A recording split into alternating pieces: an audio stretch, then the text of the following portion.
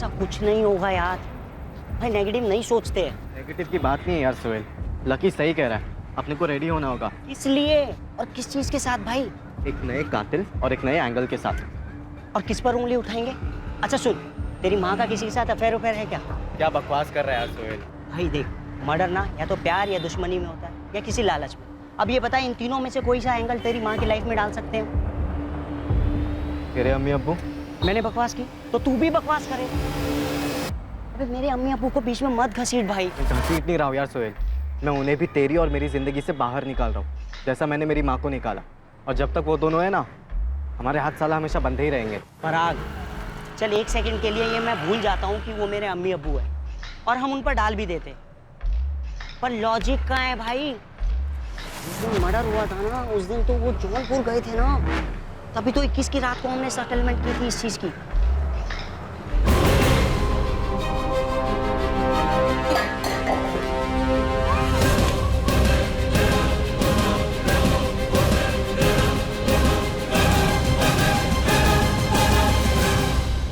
मर गई, मर गई।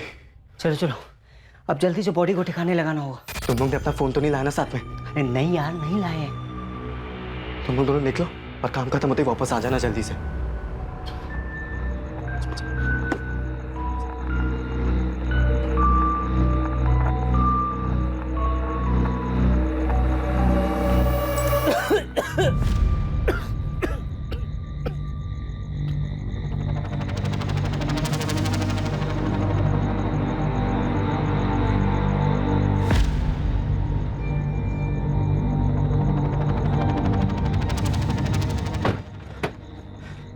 अच्छा सुनो, वो सीसीटीवी वाले रास्ते से ना बिल्कुल भी मत जाना। हाँ पता है, जैसे डिसाइड हुआ वैसे जाएंगे। और सुन, ये फोन कार्तिक नगर तक ऑन रखना और उसके बाद स्विच ऑफ करके फेंक देना कहीं पर।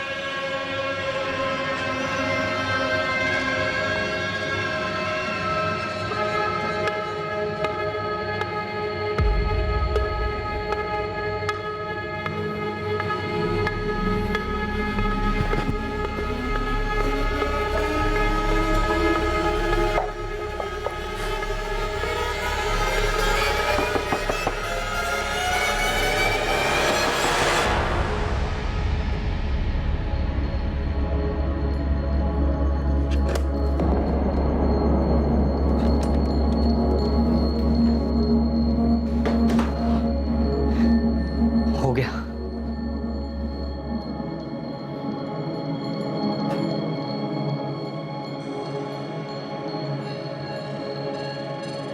अब सुन, सबको बताने के लिए ना हमें कोई कहानी बनानी पड़ी ताकि हम पर शक ना करे कोई।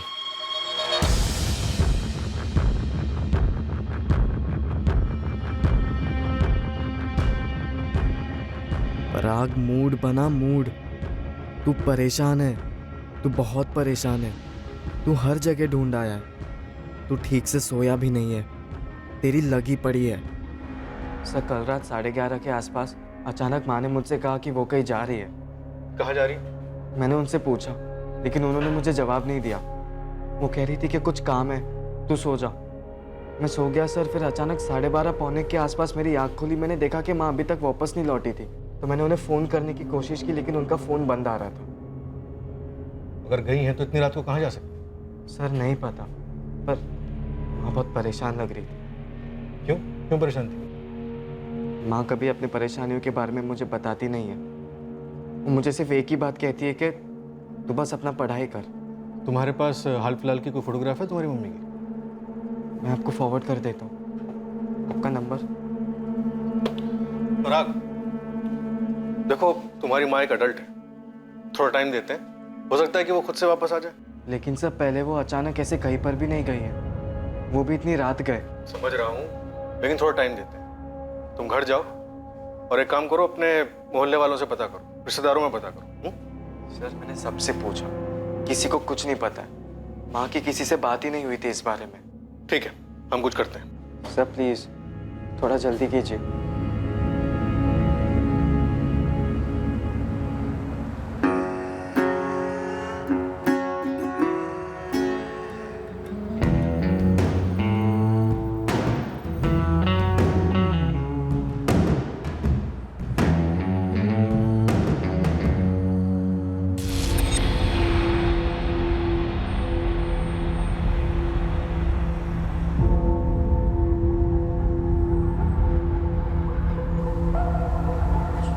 पराग, क्या बोली पुलिस?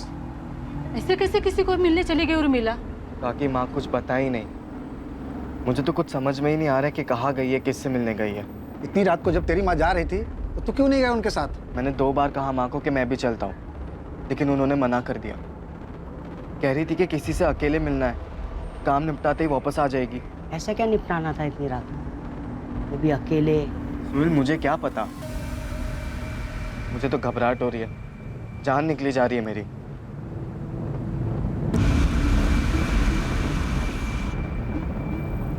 क्या बात है दिवाकर भाई, उर्मिला जी ने ठेला नहीं खोला आज? अरे भाई तुमने सुना नहीं, वो कल रात को ही कहीं चली गई है, अपने बेटे को भी कुछ बताया नहीं और उसके बाद से तो गायब हो गई। भाई पुलिस ने मेरी स्टोरी पर यकीन कर लिया है। सही है बे, लेकिन कल जौनपुर से अम्मी अब्बू वापस आ रहे हैं, उनके सामने भी तगड़ी वाली एक्टिंग करनी पड़ेगी, जैसा कि अभी तक करते आ रहे हैं। तूने जब फोन किया उन्हें तभी क्या बोले हो? बोले तो कुछ भी नहीं, लेकिन एकदम शॉक हो गए। ठीक है यार, बस पुलिस के सामने हम दोनों के बारे में कुछ उल्टा पुल्टा ना बोल दे वो। हाँ यार।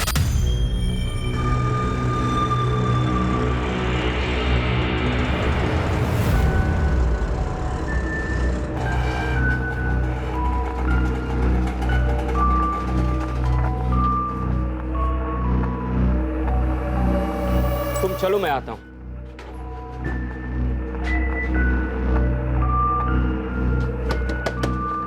पराग, पराग, उर्मिला वापिस आई क्या? नहीं चाचा, माँ अभी तक नहीं लौटी है। मुझे तो बहुत डर लग रहा है, कुछ समझ में ही नहीं आ रहा। बस माँ जहाँ पर भी हो जल्दी से वापस आ जाए। पराग और मैं 4 चक्कर काट चुके हैं थाने के, पुलिस वाले कह रहे ढूंढेंगे ढूंढेंगे ढूंढेंगे, उसके आगे कुछ बोल ही नहीं रहे। लेकिन उर्मिला इतनी रात गए अकेले, कुछ सही नहीं लग रहा है मुझे। सही नहीं लग रहा मतलब? कुछ नहीं।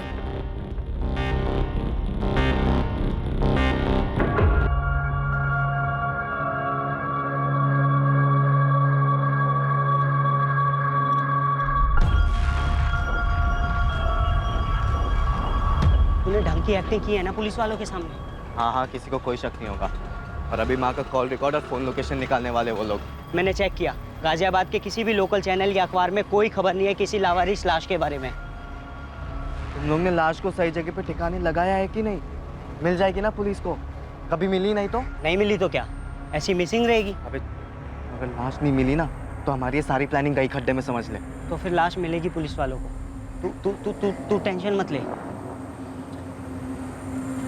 2 युवक जिन्होंने पढ़ाई में मेहनत करके अपने फ्यूचर की सटीक प्लानिंग की थी, उन्हीं दोनों ने एक कत्ल की भी सटीक प्लानिंग की और उसे अंजाम भी दिया। अब वो उस प्लान के अगले पड़ाव को पार करने के इंतजार में थे, अपनी जिंदगी का अगला चैप्टर, अगला अध्याय लिखने को बेताब थे। पर इस बार प्लान उनकी परफेक्ट प्लानिंग के हिसाब से नहीं गया।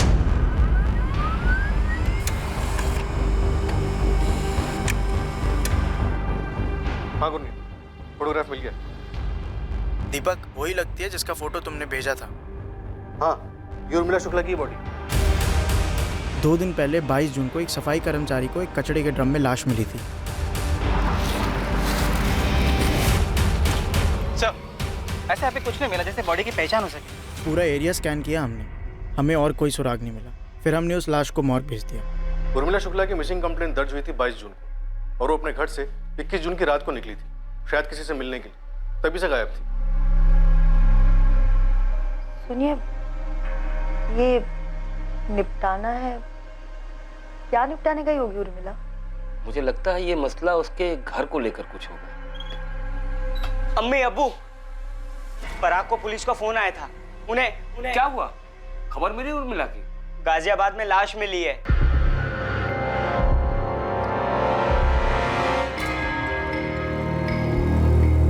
तुझे बिल्कुल रियल में टूटना है, समझा? आंसू आंसू निकाल भर भर के, लगना चाहिए तेरी माँ मरी है माँ। तुझे बहुत जबरदस्त एक्टिंग करनी पड़ेगी दोस्त। हाँ कर लूँगा।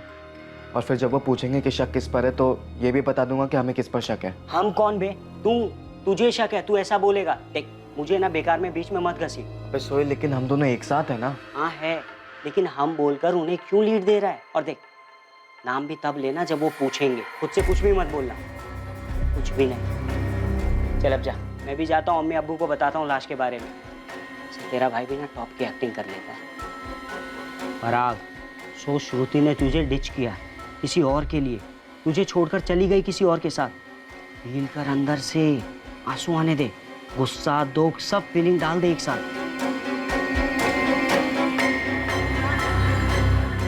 श्रुति, तुम मेरे साथ ये कैसे कर सकती हो? कैसे? कौन है वो? सो चुकी हो उसके साथ? धोखा दे रही हो मुझे? अरे क्या क्या नहीं किया मैंने तुम्हारे लिए, और तुम?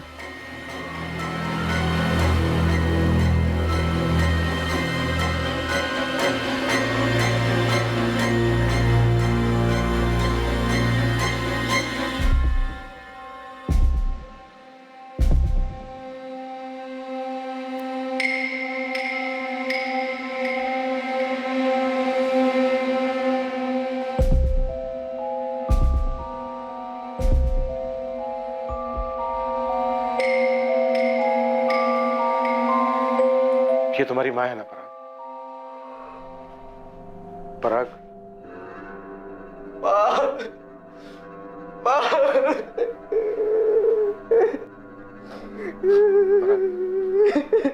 पराग, जिस रात ये घर से निकली थी उसी रात मारी गई।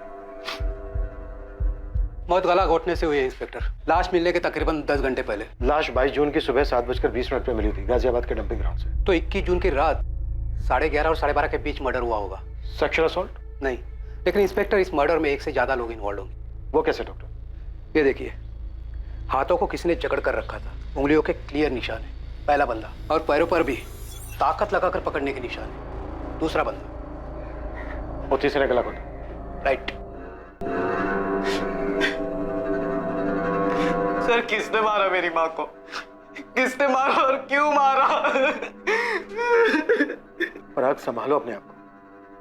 पराग, हमें तुमसे कुछ डिटेल्स लगेंगी। लेकिन उस रात माँ बाहर गई क्यों थी? क्यों गई थी माँ बाहर? क्यों माँ? पराग और सोहेल ने इन्वेस्टिगेशन को एक दिशा में भेजा था। पूरी प्लानिंग के साथ इस दिशा को तैयार किया गया था, सिर्फ पुलिस को गुमराह करने के लिए।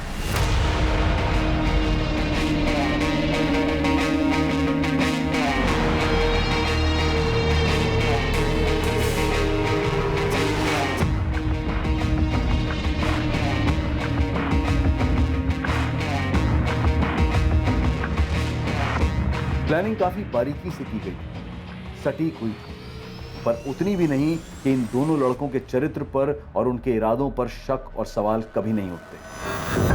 यार, सोहेल ने तो कहा था उसके फादर का फर्नीचर का इंपोर्ट एक्सपोर्ट का बिजनेस है, और पराग ने बोला था उसकी मॉम पार्टीज के लिए केटरिंग करती है। ऐसा बिल्कुल नहीं लगा श्रुति, बड़े ही गरीब टाइप के लोग लग रहे थे। मतलब हमसे झूठ बोला? हाँ, और जितनी बाकी सारी बातें बोली है सब झूठ बोली होंगी। जिस आदमी को पराग और सोहेल पुलिस की नजरों में संदिग्ध बनाने की प्लानिंग कर चुके थे, वो आदमी स्वाभाविक तौर पर पुलिस की तहकीकात में सामने आने ही वाला था। तब जब पुलिस उर्मिला का बैकग्राउंड चेक करती, उसके मूवमेंट्स ट्रैक करती। उर्मिला शुक्ला का फोन रात तकरीबन 12:15 बजे स्विच ऑफ हुआ था, कार्तिक नगर में।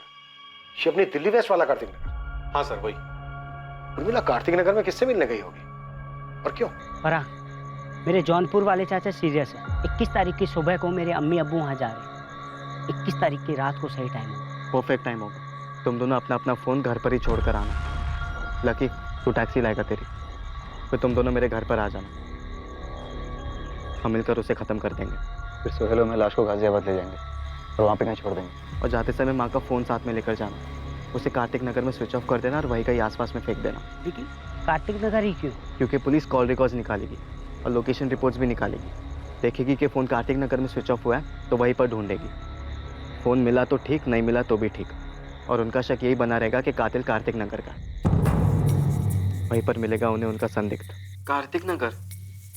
हाँ, कार्तिक नगर। तुम्हारी माँ कार्तिक नगर गई थी। पर क्यों सर?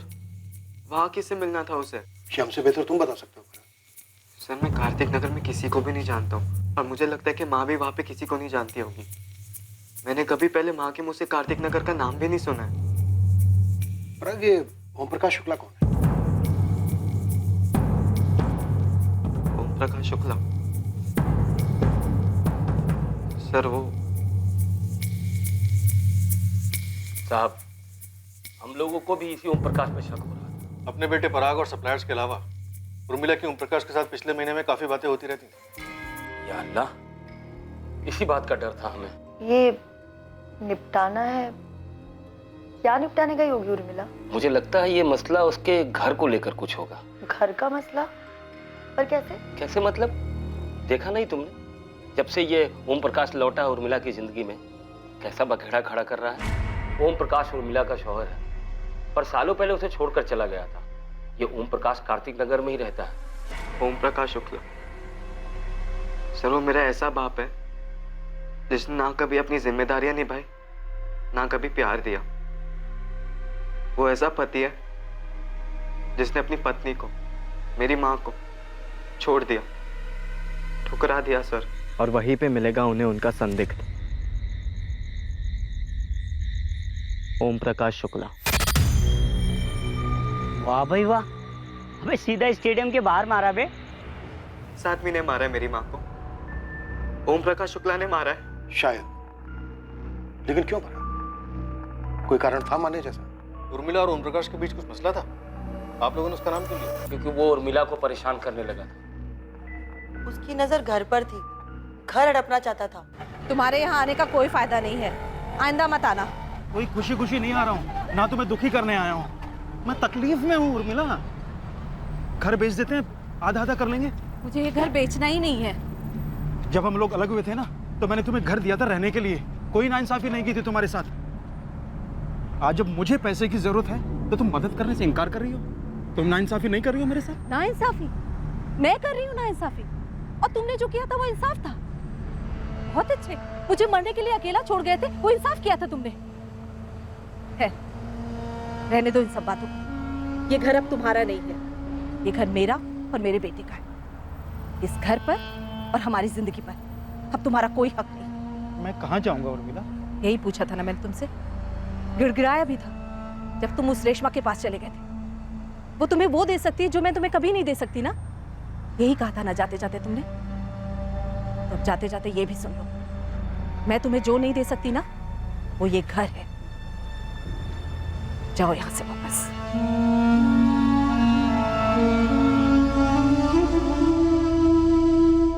इतना सब सुनकर तुम पिघल रही हो उर्मिला, अपने पर टिकी रहो। पर बार बार फोन आ रहा है उसका, इकबाल भाई। तो मत उठा उसका फोन, ब्लॉक कर दे, आसान होता है। फोन दे, हम सिखा देते। समझ में नहीं आ रहा, ऐसे ना बोलना भी ठीक नहीं लगता। यादें जुड़ी हैं उसके साथ। कैसी यादें? हमारे सामने छोड़कर चला गया तुम, कहीं का नहीं छोड़ा। और अब ये मत कहना कि जो भी है जैसा भी है तुम्हारा पति ही है। ये ओम भाई मतलबी आदमी है और लालची भी। मुझे तो लगता है ये सारे पैसे उस रेशमा को देने की फिराक में है। उस डैड ने ही भेजा होगा उसे यहाँ। और एक बेटा भी है ना, विकास। अब ये रेशमा और विकास के चक्कर में ओम भाई फिर से तुम्हारी जिंदगी का सत्यानाश करने आ गए। खुद के बारे में सोचो उर्मिला, खुद के। और अपने साथ अपने बेटे पराग के। ठीक है? असर नहीं हुआ होगा हमारे नसीहतों का, बहक कर चली गई होगी ओम के पास। वैसे घर के कागजात ओम भाई के नाम पर थे, हो सकता है उर्मिला ने कुछ ज्यादा मांग लिया हो, इसीलिए मार डाला होगा उर्मिला को ओम भाई ने। पराग, पराग बेटा, अरे पराग? सुनो तो। पराग, पराग टूट सा गया है बेचारा।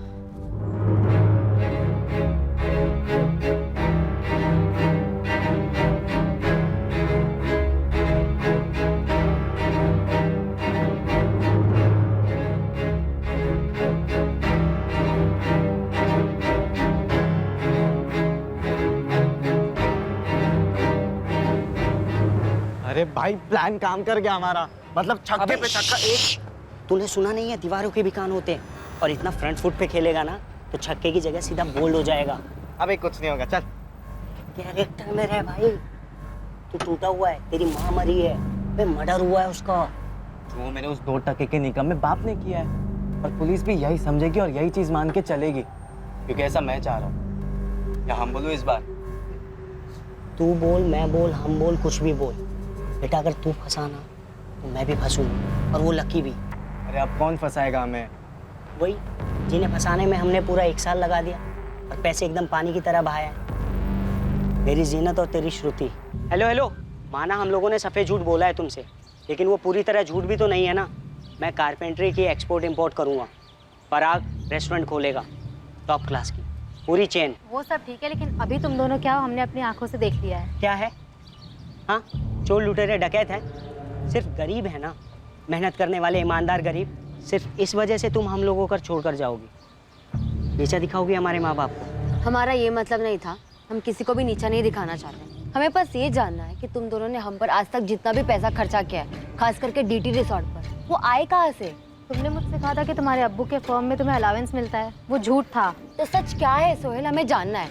मैं आज ही पराग से जाकर पूछूंगी। अरे रहम करो यार उस बेचारे पे, वो अपनी माँ के मौत के गम में वैसे ही चूर चूर है। वो सब हम समझ रहे हैं, इसलिए तुम दोनों से आज तक कुछ नहीं पूछा, पर अब हमें डाउट हो रहा है। डाउट हो रहा है? कैसा डाउट? यही कि तुम दोनों के पास जो पैसे आते थे वो गड़बड़ वाले पैसे थे, और हमें किसी भी तरह के गड़बड़ में इन्वॉल्व नहीं होना है, और खास करके तब जब पराग की मॉम का मर्डर हो चुका है। लेकिन उसका हम लोगों के रिलेशनशिप से क्या मतलब? सोहेल, रिलेशनशिप जो झूठ की नींव पर खड़ी हो वो रिलेशनशिप ही नहीं होती। अरे इतनी भी क्या चर्बी चढ़ गई है उन्हें?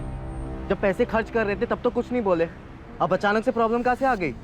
मेरे बाप की लौंडिया है ना। अबे माँ ने एफडी की है पूरे 2.5 लाख रुपए की, जो अब मेरे नाम पे होने वाली है। और वो दिवाकर है ना मेरे दुकान के बगल में चाय वाला, उसने बोला कि ठेला वो संभाल लेगा। अभी महीने के 10,000 रुपए देने को तैयार है वो। हालांकि जिंदगी अभी सेट होने वाली थी और इन्होंने नौटंकी शुरू कर दी। देख, मैं समझा तो देता, पर उन्होंने तेरे माँ की मर्डर की बात शुरू कर दी, तो मैंने कुछ ज़्यादा बोला नहीं। पर पराग, पुलिस हम पर शक करते करते जीनत और श्रुति के पास पहुंची, और उन दोनों ने हमारे खर्चे और हमारे झूठ के बारे में उल्टी कर दी, तो अपना वो चैप्टर खुलेगा जो आउट ऑफ सिलेबस हो चुका है। क्या सोहेल, डरा मत तू अभी प्लीज। मैं डर रहा हूँ तो तू क्यों नहीं डरेगा? और वैसे भी यहाँ सिर्फ यही प्रॉब्लम थोड़ी ना है। और क्या प्रॉब्लम है? लक्की बहुत दिमाग चाट रहा है वो आजकल मेरा। यार मैं इतना ही कह रहा हूँ कि पराग अपना घर बेचेगा, उसको उसके पैसे मिलेगा, वो मेरे 2 लाख रुपए दे देगा। ठीक है, मानता हूँ, लेकिन अभी के लिए कुछ तो दो यार। यार हमारी पहले भी डिस्कशन हो चुकी है इस बात को लेकर, और तूने माना भी था कि तुझे तेरे हिस्से के पैसे तभी मिलेंगे जब ये सारा मामला ठंडा हो जाएगा, यानी कि मेरा घर बिकने के बाद यार। और वो बहुत जल्दी होने वाला है लक्की। पुलिस उस ओम प्रकाश के पीछे हाथ धो के पड़ी हुई है भाई, हम किसी भी रडार में नहीं है दूर दूर तक। भाई महीने 2 महीने की बात है यार लकी। यार मैंने तुम लोग का साथ दिया, प्लान के आखिर तक तुम लोग के साथ में था, मेरी गाड़ी यूज हुई यार, जेब खर्च के लिए 20,000 तो दो, चलो 15,000 ही सही। अच्छा 15 नहीं, मैं तुझे पूरे 20,000 रुपए दूंगा, लेकिन अभी नहीं, 1 हफ्ते बाद। 1 हफ्ते में मेरी माँ की एफडीज मेरे नाम पे हो जाएगी भाई यार, तब तक थोड़ा शांति रख प्लीज। और लकी ये बात मत भूल कि हम एक साथ हैं, एक टीम में हैं।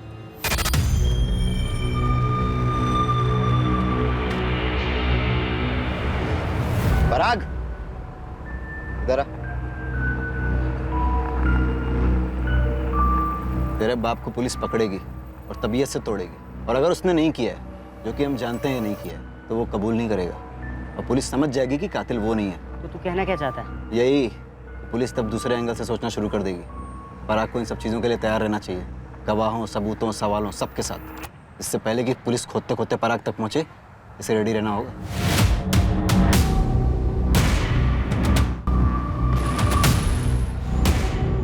ऐसा कुछ नहीं होगा यार। भाई नेगेटिव नहीं सोचते हैं। नेगेटिव की बात नहीं है यार सोहेल, लकी सही कह रहा है, अपने को रेडी होना होगा। इसलिए और किस चीज के साथ भाई? एक नए कातिल और एक नए एंगल के साथ। और किस पर उंगली उठाएंगे? अच्छा सुन, तेरी माँ का किसी के साथ अफेयर उफेयर है क्या? क्या बकवास कर रहा है यार सोहेल? भाई देख, मर्डर ना या तो प्यार या दुश्मनी में होता है या किसी लालच में। अब ये बता, इन तीनों में से कोई सा एंगल तेरी माँ की लाइफ में डाल सकते हैं? तेरे अम्मी अब्बू। मैंने बकवास की तो तू भी बकवास करे। अबे मेरे अम्मी अब्बू को बीच में मत घसीट भाई। घसीट नहीं रहा हूँ यार सोहेल, मैं उन्हें भी तेरी और मेरी जिंदगी से बाहर निकाल रहा हूँ, जैसा मैंने मेरी माँ को निकाला। और जब तक वो दोनों है ना, हमारे हाथ साला हमेशा बंधे ही रहेंगे। पराग, चल एक सेकंड के लिए ये मैं भूल जाता हूँ कि वो मेरे अम्मी अब्बू है और हम उन पर डाल भी देते, पर लॉजिक कहाँ है भाई? जिस दिन मर्डर हुआ था ना, उस दिन तो वो जौनपुर गए थे ना, तभी तो 21 की रात को हमने सेटलमेंट की थी इस चीज की। भूल गया? देख दोस्त, वो तेरा बाप है। बाप नहीं है वो मेरा, ओम प्रकाश। हाँ वो ओम प्रकाश, वो ओम प्रकाश टूटेगा भाई। पुलिस इतना मारती है ना, इतना मारती है ना कि साला कोई कुछ भी कबूल लेता है। और पुलिस के पास तो अब बहुत सारे प्रूफ है ना, फोन रिकॉर्ड है, फोन लोकेशन रिकॉर्ड है, सब कुछ तो है। भाई देख, ओम प्रकाश टूटेगा, हमें किसी और एंगल को ढूंढने की कोई जरूरत नहीं है।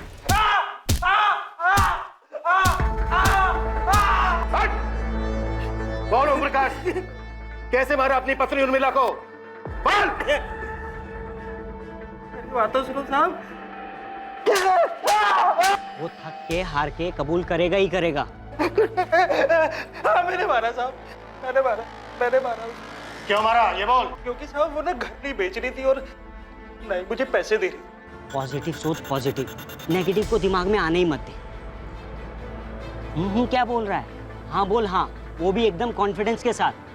देख दोस्त, इस मर्डर की स्क्रिप्ट हमने खुद लिखी है और सही लिखी है, और जैसा लिखा है वैसा वैसा हो रहा है और आगे भी वैसा ही होगा।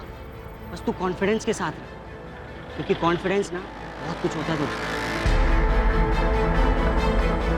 इन दोनों युवकों को पूरा भरोसा था, कॉन्फिडेंस था कि उनकी साजिश रंग लाई थी। वो ये मानकर चल रहे थे कि ओम प्रकाश शुक्ला उनके प्लान के हिसाब से कातिल साबित होगा, लेकिन इन दोनों के लिए एक नहीं बल्कि दो दो झटके इंतजार कर रहे थे। उनमें से एक ऐसा था जो पराग शुक्ला को तन मन और आत्मा की गहराई से झकझोर कर रख देने वाला, और ये झटका उसके पहले अध्याय के पन्नों में छुपा रहा।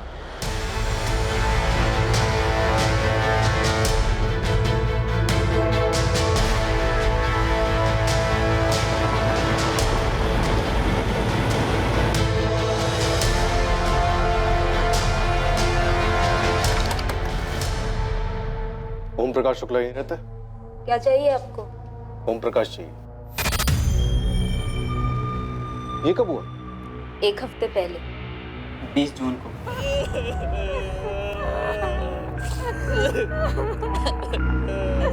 आप मेरे पापा को क्यों ढूंढ रहे हैं सर? तुम्हारे पापा की पहली पत्नी उर्मिला शुक्ला का 21 जून की रात को मर्डर हो गया। देखिए हमारा इस सबसे कोई लेना देना नहीं, और मैं तो कभी उस उर्मिला से मिली तक नहीं। लेकिन ओम प्रकाश मिल रहा था, बात हो रही थी। ओम प्रकाश की डेथ कैसे हुई? कैंसर, 1 साल से था, इलाज के लिए पैसे नहीं थे हमारे पास। विकास के पापा ने कितनी मिन्नतें की थी उस उर्मिला से कि घर बेचकर आधे पैसे दे दे, लेकिन नहीं दिया उसने। 21 जून की रात को उर्मिला यहाँ आई थी? वो यहाँ क्यों आने लगी? और मैंने कहा ना कि मैं तो उस उर्मिला से कभी मिली तक नहीं। विकास, तुम मिले हो कभी उर्मिला से? नहीं। अपने सौतेले भाई पराग से कभी मिले हो? मेरा कोई भाई भाई नहीं है। वो पराग या जो भी है, वो तो ओम प्रकाश का बेटा भी नहीं। बेटा भी नहीं है मतलब? नहीं है मतलब मुझे नहीं पता है या नहीं। अभी तो बोला नहीं है। देखिए, जब मैंने ओम प्रकाश से शादी की थी, उसने मुझे कहा था कि उसकी एक पत्नी थी जिसे उसने छोड़ दिया। कोई बेटे बेटे की बात नहीं हुई थी कभी। अगर 20 जून को ही मर गया था ओम प्रकाश, तो वो हमारा सस्पेक्ट नहीं हो सकता। हाँ सर, लेकिन मेन बात यह है कि उर्मिला कार्तिक नगर क्यों आई थी और किससे मिलने वाली?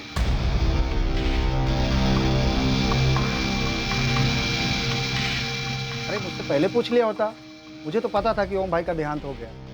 और तो और मैंने ये बात उर्मिला भाभी को बताया था कि ओम भाई नहीं रहे।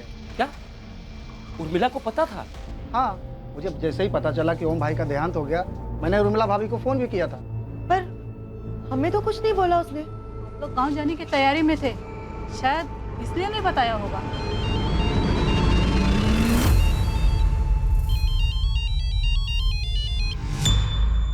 हेलो इकबाल, ये जो पराग है क्या ये ओम प्रकाश का बेटा नहीं है? ये सच है कि पराग ओम का बेटा नहीं है। लेकिन ये बात हमसे किसने बताई नहीं, पराग ने भी नहीं बताया। बहुत कुछ छुपाया जा रहा है हमसे। अब छुपाया तो नहीं साहब, लेकिन ये बात मायने नहीं रखती, इसलिए जहन में नहीं आई। क्या बात मायने रखती है, क्या बात मायने नहीं रखती है, ये हम तय करेंगे। पराग के बाप का नाम क्या है इकबाल? उर्मिला का कोई पहला पति भी था? जी पूरा मोहल्ला जानता है इस सच्चाई को, लेकिन कभी किसी ने पराग को बताया नहीं और शायद उसे भी नहीं मालूम है। बाप का नाम बोलो इकबाल। वो उर्मिला जब पराग 4-5 महीने का था तो उसे घर ले आई। 4-5 महीने का था मतलब? ये पराग उर्मिला का बेटा भी नहीं है? जी नहीं, उर्मिला उसे घर ले आई और कहा कि ये उसका बेटा है, उसकी जान है। उर्मिला, ये बच्चा किसका है? इसकी माँ इस नन्ही से जान को नदी में फेंकने जा रही थी इकबाल भाई। लेकिन ये बच्चा तेरे पास कैसे आया उर्मिला? और कोई माँ अपने बच्चे को इस तरह नदी में कैसे फेंक सकती है? सच बोल उर्मिला। सच यही है, भगवान ने इसे मेरी गोद में डाला है, मुझे जीने का एक मकसद दिया है। दरअसल हमें मालूम नहीं था साहब कि उस सुबह उर्मिला अपनी जान देने गई थी।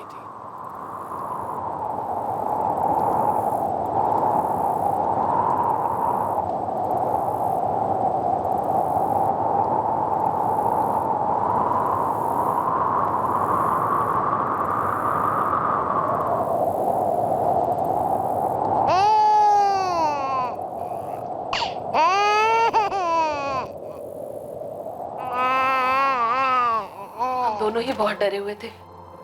मुझे लगा कि वो भी कूदने आई इस बच्चे के साथ, और मैं इसलिए कूदने चली थी कि मेरा कोई बच्चा नहीं। क्या क्या करने चली थी तू? तुझसे मतलब? चल अपना रास्ता नाप चल। तू इस बच्चे के साथ कूदने जा रही थी? कहाँ ना, दखल मत दे, चल यहाँ से। तू क्यों मरना चाहती है? तेरे तो बच्चा है ना, दिमाग खराब है तेरा। मैंने भी देखा है तुझे, यहाँ तू हवा खाने तो आई नहीं है, कूदने ही आई है ना। हाँ, वो इसलिए क्योंकि मेरे कोई औलाद नहीं है, वरना कभी हो सकती है। मेरा पति मुझे छोड़कर इसीलिए चला गया। ये ओम प्रकाश उर्मिला को छोड़कर चला गया शादी के 7 साल बाद। एक बार उर्मिला पेट से भी थी, लेकिन गर्भ ठहरा नहीं, बच्चा गिर गया।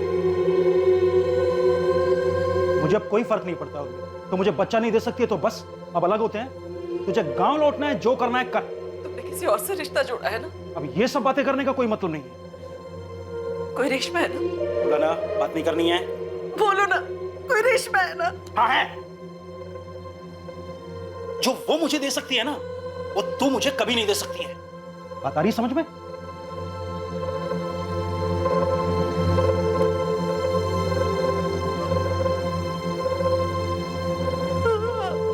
पर वो औरत खुद नहीं कूदने वाली थी, बल्कि इस मासूम को नदी में फेंकने आई थी।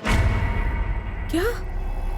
लेकिन क्यों? क्यों से तुझे क्या मतलब है? हाँ, तुझे कूदना है तो कूद, मैं मुंह फेर लेती हूँ। तो इस बच्चे को इसलिए फेंकना चाहती है क्योंकि ये लड़की है? अबे ओ, लड़का है, समझी?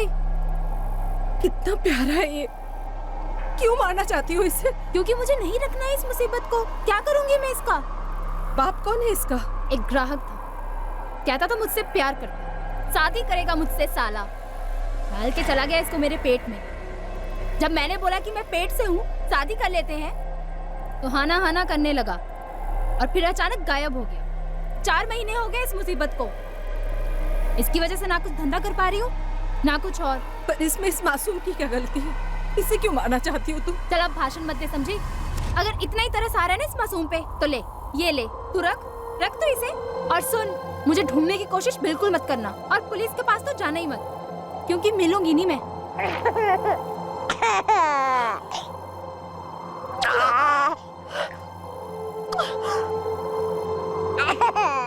सोच रुखसाना, मैं कूदने गई थी और वो इस बच्चे को फेंकने आई थी, एक ही समय पर। ये भगवान की लीला नहीं तो और क्या है इकबाल भाई? उर्मिला ने उस बच्चे का नाम पराग रखा और खुद की औलाद की तरह प्यार किया, पढ़ाया लिखाया और बड़ा किया। इकबाल, ओम प्रकाश उर्मिला से एक दिन पहले ही मर गया। उर्मिला को किसने मारा और कौन हो सकता है? समझ में नहीं आ रहा साहब। हम सोचते थे कि ओम भाई ने उसे घर के लिए मारा होगा, और किसी से तो उसका बैर ही नहीं था। दिन रात मेहनत करती थी, एक एक पैसा जुटाती थी, और पराग में तो जान अटकी थी उसकी।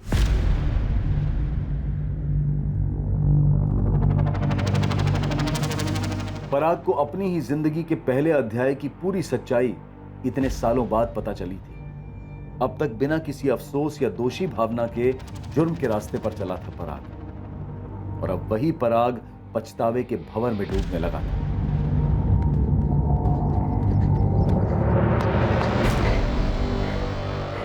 कहा था बे? और तेरा फोन भी ऑफ है।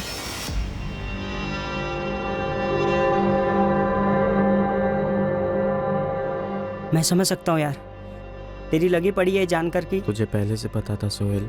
नहीं यार, मुझे भी आज ही पता चला है।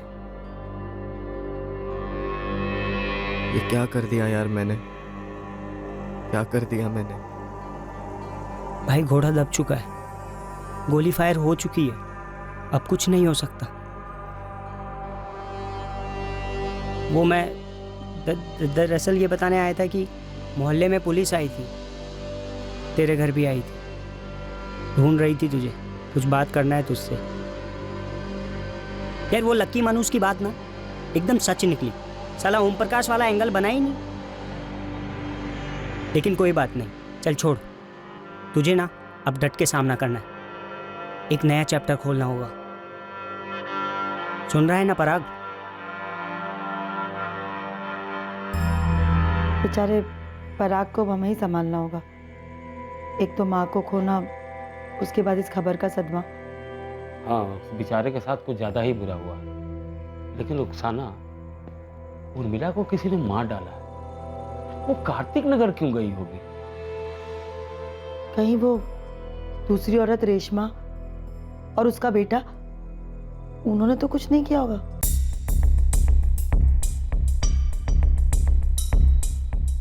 जाहिर तौर पर पुलिस को भी रेशमा और विकास पर शक हुआ, पर साफ तौर पर इन्वेस्टिगेशन में उनके खिलाफ कुछ मिलने वाला नहीं था जिससे पुलिस उर्मिला के कत्ल से उन्हें जोड़ पाती। दरअसल ओम प्रकाश की बीमारी से मौत होना पराग और सोहेल के प्लान को भंग कर गया था। पराग, हमने रेशमा और उसके बेटे विकास को काफी पकड़ लिया, लेकिन इस बात की पूरी संभावना है कि तुम्हारी माँ के कातिल नहीं। तो फिर और कौन हो सकता है पराग? तुम्हारी माँ का कार्तिक नगर जाने का क्या कारण था? ओम प्रकाश तो एक दिन पहले ही गुजर गया था, और तुम्हारी माँ को इस बात की पूरी जानकारी थी। पराग, तुम्हारी माँ उस रात को घर से निकली भी थी या नहीं? निकली थी। किससे मिलने? मैं आपको पहले भी बता चुका हूँ, उसने मुझे कुछ नहीं बताया। एक नहीं, दो थे, शायद तीन थे हत्यारे। और अब तुम वाकई में चाहते हो ना तुम्हारी माँ के हत्यारे पकड़े जाएं? तो फिर ऐसे चुप रहने से कुछ नहीं होगा। तुम्हारी माँ अपने पति ओम प्रकाश के अलावा किसी बाहर वाले के साथ टच में नहीं थी। इकबाल और रुखसाना हो नहीं सकते क्योंकि वो दिल्ली में ही नहीं थे। तो फिर और कौन हो सकता है? मुझे नहीं मालूम सर। इतने सालों का मेरा तजुर्बा और इस केस की हकीकत यही कहती है कि उस दिन तुम्हारी माँ कार्तिक नगर गई नहीं, लेकिन हाँ, तुम्हारी माँ का फोन जरूर कार्तिक नगर गया था। मेरा मतलब फोन को कार्तिक नगर भेजा गया था हमें गुमराह करने के लिए। उसके बाद तुम्हारी माँ की लाश को गाजियाबाद फेंक दिया गया ताकि हमें लगे कि ओम प्रकाश ने तुम्हारी माँ का कत्ल किया है। उसके बाद लाश को ठिकाने लगा दिया। कातिल 2 या 3 जितने भी थे जिन्होंने ये साजिश रची, इतना पक्का है कि उन्हें इस बात का पता नहीं था कि ओम प्रकाश एक दिन पहले ही गुजर गया। इकबाल और रुखसाना हो नहीं सकता, क्योंकि अगर वो होते तो उनके कॉल रिकॉर्ड्स में कम से कम एक कॉल तो होता, लेकिन ऐसा कोई कॉल नहीं है। तो क्या इतनी रात को तुम्हारी मां अचानक खुद से उठ के कार्तिक नगर चली गई? पराग, कुछ गड़बड़ नहीं लग रही तुम्हें इस समय?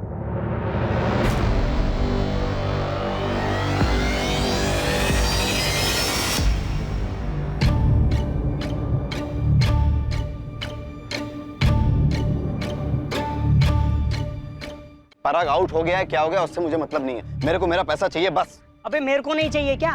लेकिन आएंगे कहाँ से? पराग घर बेचेगा, एफडी तोड़ेगा तभी ना। पर यार वैसे भी है ना, अभी पराग की लगी पड़ी है यार। यार तो मैं क्या करूं, नाचूं? अरे कब से हॉर्न बजा रहा था, कब से लाल बत्ती दिखा रहा था कि एक एंगल से चिपक के मत बैठो, कांड किए हैं, 4-5 एंगल सोच के रखो, लेकिन मेरी कोई सुनने वाला है नहीं है। अब मेरे पैसा ला के दे यार बस। क्या वही बोले जा रहा है बे? ऐसे बोलने से क्या ऊपर से बरसेंगे क्या एटीएम की तरह पैसे?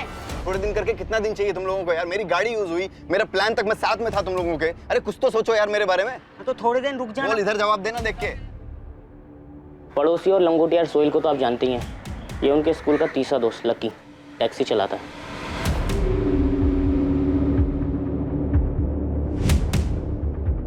पराग सुन, अपने मोहल्ले की शरद काका है ना, उन पर डाल देते इल्जाम। हाँ, उर्मिला आंटी की बात भी होती थी उनसे बहुत। तू बोलेगा कि अफेयर था, और तू पुलिस को पहले ये बोलेगा कि तुमने पहले इसलिए नहीं बताया ये बात क्योंकि तू नहीं चाहता था कि माँ के मरने के बाद उनकी बदनामी हो।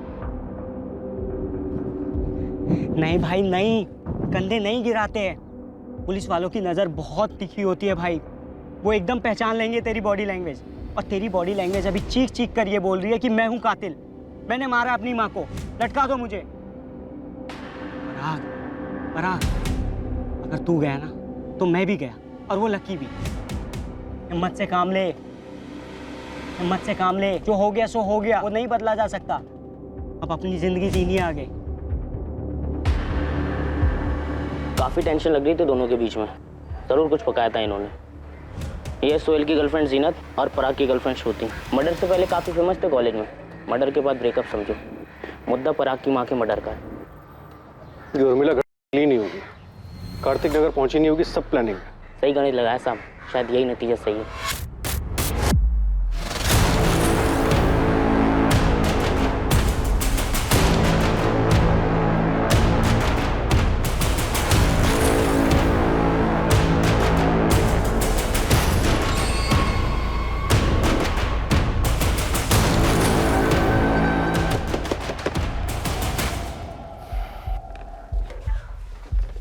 चल पराग, तेरे माँ के कातिलों का पता चल गया। जी जरा अपने बेटे सोहेल को बुलाइए। सोहेल, इधर आना बेटा। हाँ अब्बू। सोहेल, पराग के माँ के कातिलों का पता चल गया। कौन है साहब? 3 लड़के, उसमें से एक तो आपका बेटा सोहेल ही है। ये क्या बात बोल रहे हैं साहब? सब आप लोग मुझे फंसा रहे। चल साहब। गाड़ी में पराग भी बैठा है, वो भी ये कह रहा था। और वो तीसरा लड़का लक्की तिवारी, उसका भी यही कहना है। चले? सर।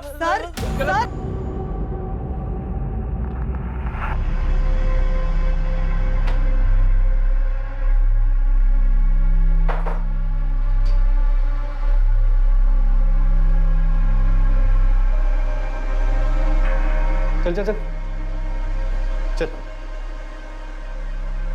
सीधा खड़ा रहे। लेकिन सब कुछ बता दिया भरपूर कुटाई के बाद। अब तुम दोनों ये डिसाइड कर लो कि ऐसे ही बताना है या फिर तुम दोनों को भी कुटाई चाहिए। मेरी माँ का मर्डर मैंने किया। क्यों? वो घर बेच के सारा पैसा उस ओम प्रकाश को देना चाहती थी। वही बेटा है ना जिसे अब तक संभाला मैंने, बड़ा किया। तू भी वही माँ है ना जो मुझे बोलती थी कि मेरा बाप एक बहुत भला और नेक इंसान है जो चल बसा। तू ही सोचना, झूठ बोलना और छुपाना किससे सीखा है मैंने? सोच। पराग, एक बात कान खोलकर सुन ले। मैं ये घर बेचकर आधे नहीं पूरे पैसे ओम प्रकाश को दे रही हूँ ताकि उसके इलाज में काम तो आए, और तुझे एक पैसा नहीं दूंगी। और तब तक नहीं दूंगी जब तक तू नहीं बताएगा कि तू और सोहेल करते क्या हो। इतना तो पता है मुझे कि तुम दोनों बहुत गलत कर रहे हो। अरे बदल गए हो तुम पराग। माँ हूं तुम्हारी, दिखता है मुझे। बोलो क्या करते हो तुम दोनों? आखिरी मौका दे रही हूँ, सच सच बताओ इतने पैसे कहां से आए, वरना मैं पुलिस में जाऊंगी।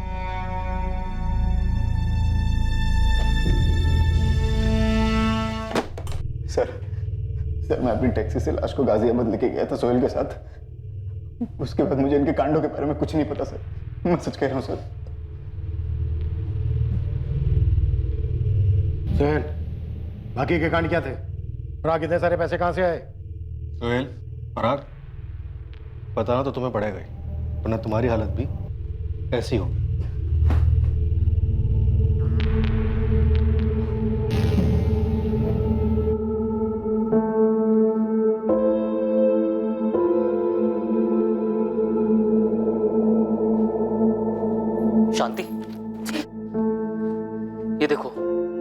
यही है वो लड़का जिसको मैंने अतुल की फिरौती दी थी। हाँ पापा, यही था वो जिसने कहा था कि तेरी मम्मी का फ्रैक्चर हो गया है, अपने साथ लेके गया था। देखो क्या कर दिया इन्होंने, एक औरत का कत्ल जो इनके ही गैंग के एक लड़के की माँ थी। पराग और सुहेल के जुर्म का हर अध्याय खोला गया जिसमें किडनैपिंग और ब्लैकमेल भी शामिल थे। उनके विक्टिम्स को भी झटका लगा जब उन्हें पता चला कि ये दोनों अब मर्डर कर चुके थे। इन दोनों से जुड़े सभी लोगों को इनकी हरकतों से घिन आई, खासकर उन दोनों को जो इन दोनों के काफी करीब आ गए थे और जिन पर खर्चा करने के लिए ये दोनों जुर्म के जरिए पैसा इकट्ठा कर रहे थे। पर सबसे बड़ा सदमा पराग और सोहेल के सबसे करीबी लोगों को लगा। इकबाल, हम कोई मनगढ़ंत कहानी नहीं सुना रहे, सबूत गवाह सब कुछ यही साबित कर रहे हैं। पराग, सोहेल और लकी इन्होंने कबूल भी कर लिया और हमने उन लोगों से भी बात की है जो पराग और सोहेल के ब्लैकमेलिंग और किडनैपिंग के विक्टिम थे। पर साहब वो दोनों कत्ल नहीं कर सकते। पराग अपनी माँ को नहीं मार सकता साहब, बिल्कुल नहीं। वो तो उर्मिला पे अपनी जान छिड़कता था। और ना हमारा सोहेल ऐसी हरकत में साथ दे सकता है। देखिए, मैं समझ सकता हूँ कितना मुश्किल है आप लोगों के लिए मानना, पर सच यही है। इन तीनों के स्टेटमेंट है हमारे पास। लकी की टैक्सी से हमने उर्मिला के बाल वगैरह इकट्ठे किए हैं जो उर्मिला के डीएनए से मैच किए जाएंगे, टेस्टिंग के लिए भेज दिए। बहुत जल्द अब इसमें दो राय नहीं होगी कि इन तीनों ने मिलकर ही उर्मिला शुक्ला का बेरहमी से कत्ल किया।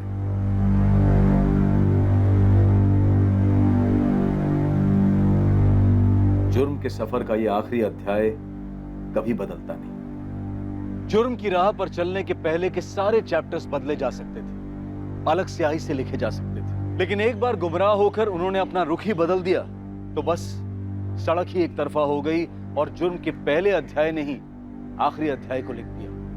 Crime never page. कुमार अवस्था कभी रुई जैसी नाजुक तो कभी ज्वालामुखी जैसी विस्फोटक होती है। शरीर में हार्मोन्स उधम मचाते हैं और बहुत ही स्वाभाविक और नेचुरल तौर पर टीनेजर्स को अपनी सेक्सुअलिटी को एक्सप्लोर और एक्सप्रेस करने की तीव्र इच्छा होती है। लेकिन इस दौर की हदें क्या है?